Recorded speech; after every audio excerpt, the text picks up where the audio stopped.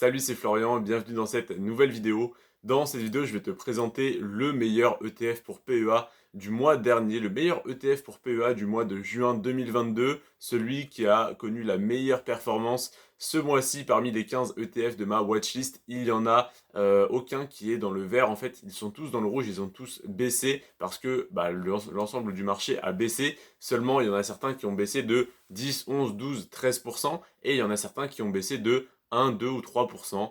Et là, aujourd'hui, je te présente donc celui qui a le moins baissé ce mois-ci, celui qui a le mieux résisté au marché baissier. Et aujourd'hui, je te parle donc du Lyxor Stocks Europe 600 Personal and Household Goods. Qu'est-ce que ça veut dire? C'est tout simplement le secteur des biens personnels et ménagers. Donc voilà, tout, produits d'entretien, etc. On est donc sur cet ETF à moins 0,4% sur un mois, donc autant dire que l'ETF a stagné sur le mois et il a fait plus 147% sur les 10 dernières années, donc c'est loin d'être l'ETF le plus performant sur le long terme. Par contre, on peut voir qu'il résiste beaucoup mieux aux crises que le reste du marché.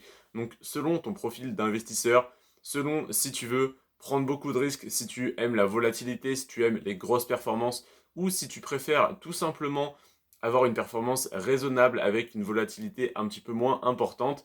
Il y a différents ETF qui peuvent répondre à tes critères. Globalement, je te parle souvent du S&P 500 qui est un bon compromis entre volatilité et performance. Il y a également le Lyxor Daily Leverage CAC 40 qui est intéressant parce que malgré sa très forte volatilité, si tu sais en profiter et racheter au plus bas et soit conserver, soit revendre au plus haut, eh bien tu peux avoir de bonnes performances.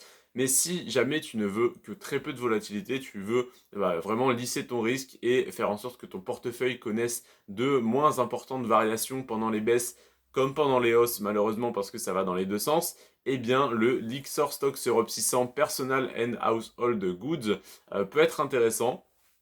Donc cet ETF sur les biens personnels et ménagers, comme je te l'ai dit, c'est un Lyxor Stocks Europe 600, donc c'est un ETF sur les entreprises européennes de ce secteur, bien sûr. Et comme je te l'ai dit, la performance est corrélée entre guillemets au risque. Donc comme il est moins volatile, il connaît de moins fortes reprises pendant les marchés haussiers. Donc là, par exemple, je te le présente à un moment où il vient de faire moins 0,4%. Mais pourquoi c'est le moins intéressant à acheter en ce moment? Parce que même s'il a baissé donc très légèrement, tout le reste du marché a plus baissé que lui. C'est-à-dire que tu as des opportunités d'achat sur certains ETF à moins 3, moins 4, moins 8, jusqu'à moins 13,6% pour un certain ETF que je t'ai présenté hier d'ailleurs. Et donc tu as d'excellentes opportunités, non que je te présenterai demain, pardon. Et donc tu as d'excellentes opportunités sur le marché en ce moment.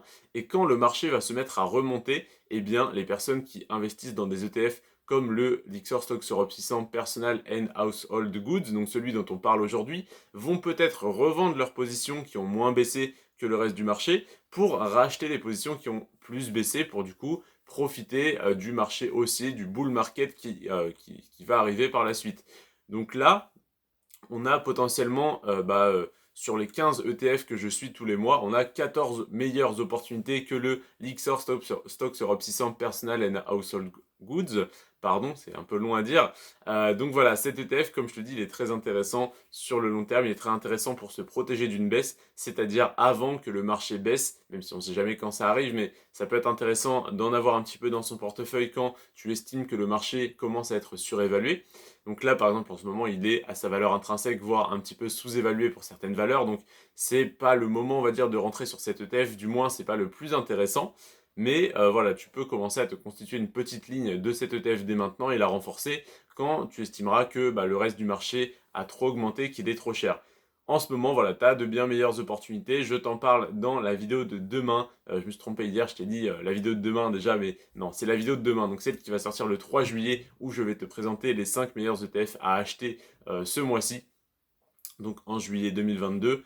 Donc voilà, le Lyxor Stocks Europe 600 Personal and Household Goods, le secteur des biens personnels et ménagers a mieux résisté que tout le reste du marché ce mois-ci, donc à cette baisse. Donc voilà, ça peut être intéressant pour toi de regarder cet ETF si ça correspond à tes critères, à tes conditions d'investissement. Personnellement, je suis prêt à prendre un peu plus de risques et accepter un petit peu plus de volatilité quand même pour avoir une performance plus importante, donc cet ETF ne m'intéresse plus. J'ai investi encore jusqu'en mai 2022 au moment où j'ai revendu tous mes ETF pour passer sur une autre stratégie d'actions à dividendes. D'ailleurs, je te présenterai dans les jours qui viennent les meilleures actions à dividendes, les meilleures actions de croissance pour PEA, pour compte titre. J'ai fait tout ce travail d'analyse pour toi ce mois-ci comme tous les mois et je t'invite donc à t'abonner si jamais tu souhaites profiter de ces connaissances tout simplement gratuitement et résumées en à peu près 5 minutes par vidéo. Je te remercie d'être resté jusqu'à la fin de cette vidéo. On se retrouve demain pour les 5 meilleurs ETF pour PEA